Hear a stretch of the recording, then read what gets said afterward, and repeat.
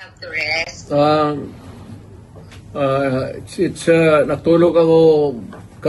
Natulog kami buong araw, ma'am. That's nice to hear. Okay, sir.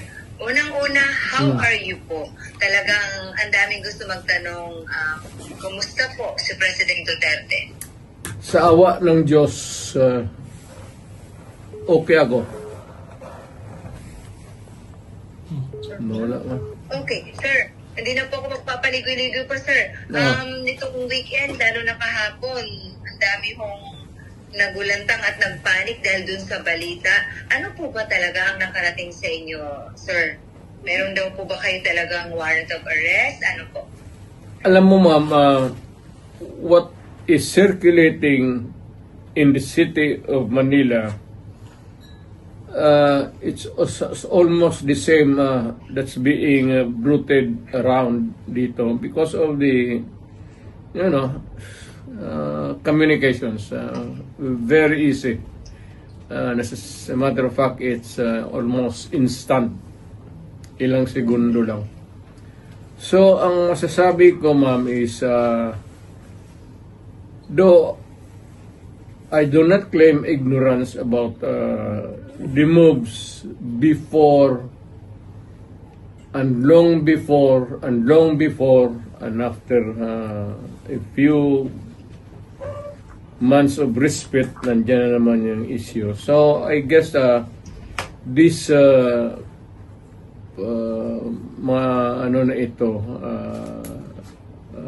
issues, I would call them, would hound me until the dying days of my life. Okay. So, ano to, sir? So, they won't really stop. Again? So, talagang hindi sila titigil, sir? No, as I remain, mainly if I remain to be a politician all the year round. But it might simmer a little bit down the line. Siguro pag hindi na masyado ako active. But for as long as I am there in the political arena of the Republic of the Philippines, I would be a constant, not really issue, but a good copy for whatever I say or whatever I do, and what happened yesterday and what will happen tomorrow. Alright. Ganon kayo. Sir, okay. Sir, does this bother you, sir? Itong mga naglutangang information na meron ng warrant sa inyo? Warrant of arrest? Alam mo, ma'am, sa totoo lang, I have been in politics for almost nearly 30 years. Been mayor, lahat na klaseng issue. Firstly as vice mayor, congressman, then as president. Hindi ko naman siya nasabi minamaliit ko. Pagyayabang yan eh. But it's almost an day in, day out, month long, year after year. It's has become an irritation, really. Especially if patanda ka na and you still have to deal with the same questions and issues until now. Pero I take it as part of my political life. Kasi nandyan ay early on nagpasok ako sa gobyerno as a prosecutor that verily as early as ilang taon lang pumasok na ako sa politika. Okay. Sir, kung sakali nga po na meron at kayo ay pasoman po, will you appear? Again, ma'am. If ever na meron nga po talaga, kung talagang totoo nga itong warrant of arrest ng mga lumutang, kung sakaling meron nga talaga, what's your plan po? Will you appear kung sakaling ipasoman po kayo, sir? I would say that not really appear on non-appearance, but I will deal with the problem directly, frontally. as a lawyer, gagamitin ko na yung pagka-abogado ko. Okay, sir. So, suffice to say that you have been prepared for this po, Mr. President? For the longest time. For the longest time since, as far as I can remember, maaga ako nung ilang years early on, so that to be around siguro, put it lightly, mga first 5 years, first term, second term, nandyan na yan. So, I have learned to deal with the problem directly, frontally, and walang pasikot-sikot. All right. I have Sir? been very frank all these years. All right. Okay. Sir, aside from this po, sir, meron din pong i-final sa inyo sa DOJ na insight into sedition. Unang-una, what's your take on this po, sir, na kayo po ay na-file ng ganito, sir? Is it the sedition ngayon? That's different, sir. Aside from ICC, sir, meron din po, di ba, sir, may final din po sa inyo insight sa DOJ? Inciting to sedition? Wala akong alam yan. Ngayon lang. Alam ko na may plano na idemanda ako, pero specifics, ngayon ko lang nalaman. Yun naman sa ICC, matagal na yun.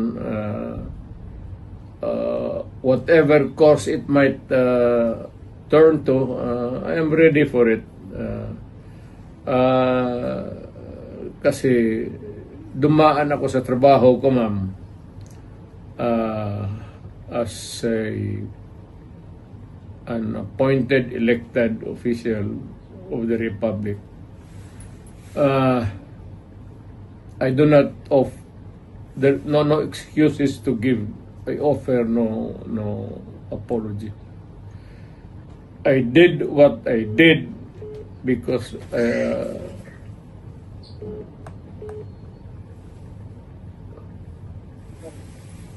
Okay. to continue, I said I did what I had to do kasi trabaho ko at ginawa ko. Whether or not it would run me down or push me up, it's too early on it for history to make the accurate count. Wala ako. I do not want to judge myself, except that I answer the problem, the questions, whenever it crops up. Alright. Okay. Sir, amidst all these, issues about your, the arrest warrant po ng ICC, pinag-uusapan din po ngayon, syempre, yung impeachment po ni VP. Is it true that are you really going to join his defense panel, Mr. President? In her, rather, defense counsel po. In her defense team. Ma'am. Yes. You still join, sir? Pero Yes. you want the defense, the lead counsel anymore, sir? Well, I will deal with the multiple problems as they come along, and there will be a lot of them. But the basic issues remain the same. Alright. Sir, nakapag-usap na po kayo ni VP? She was beside me a few minutes ago, after dinner. Alright. It's good to hear you had dinner together. Sir, ano pong pinayo niyo sa kanya, sir? If there's any po. Na pag nawala ako sa political scene, either natanggal ako o namatay ako or whatever, for any reason, sabi ko sa kanya, hiningi ko na sa Pilipinas na tulungan ka pagdating ng panahon mo. At tumakbo ka ng presidente. At continue. Hindi ko hinarang yan, ma'am. Ngayon na lang. Of late. Because I think I'm pretty with this kind of problem pa ulit-ulit. Sabi ko, sige, sundin mo na for all the unanswered issues, ikaw na ang magpatuloy ng sumagot. At kung mapresidente ka man, sundin mo lang yung style ko at okay ka. Huwag kang matakot, sabi ko, makulong ka. So did you say sundin ang style mo? Oo. Anong particular, sir, ang style ni PRRD ang gusto niyo makuha po ni VP Sara para mag-think okay talaga? You cannot change the Philippines overnight into a trouble-free country. But you can minimize the misery of the people in the hands of the oppressors and the criminals and all. Pwede mo na rin patayin lahat para isang hearing na naman. Sir, kaya yung mga ganyang salita mo, sir, kaya ano eh. Ah. Anyway, sir, Tama sir, yan. napag-usapan niyo pa ni VP about sa kanyang impeachment, sir? Hindi naman naniniwala yung babae niya ng payo. At saka, hindi naman interesado yan kung ma-impeach talaga siya o impeachment ay proceeding. The trial itself, you should not worried a bit. I don't know, but makita mo naman yung sa karakter ng babae na yan. It's totally indifferent yung mga problema na yan. I mean, she can always respond. But as always, she has been responding to me. Well, I can always transfer to a new life, a new beginning. Ganon yan siya eh. So, pagka ganon ang kausap po ang tao, hindi mo mabigyan ng payo. What for? Hindi naman nakikinig. Okay. Sir, what made you change your heart? Kasi alam namin nung una, lagi niyo pong dinidiscourage si Ma'am Inday na wag talagang tatakbo kasi you've been there. Alam niyo, ayaw niyo siyang mahirapan. What made you change your heart and mind and now you're convincing your daughter to run na po for president? Why the change of heart po? Para yung she truly loves her country. Dapat niyang gawin. At this time, at this point in time, when paalis na ako at patanda na. At maybe soon, so sooner than expected, I will make my exit as a politician. And then how did she respond, or what was her reply po to you, sir? I think si Inday has become a political animal.